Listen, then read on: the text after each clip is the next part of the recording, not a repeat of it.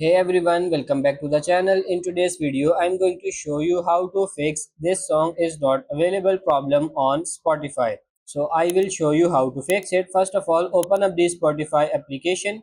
So let me clear this. You cannot solve this error, but what you can do alternatively, why are you facing this problem? So maybe that song has been removed from Spotify, maybe due to copyright, internet or any issue, or you are playing that song who has been already removed, and then you will face this error that this song is not available. Mostly the lofi songs, you will face this problem on lofi songs because they got copyrights and removed from Spotify.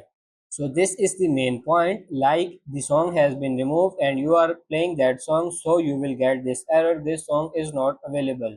Maybe if you search that same song on YouTube, you will get easily that song on YouTube.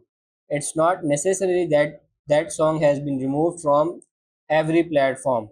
So this is the only matter, this is the only thing I can tell you right now. You can change the song, but if that song is removed from Spotify, you and I cannot do anything. So that's pretty much it for this video. I hope this video was helpful. If it is, like it and subscribe to the channel. Thank you.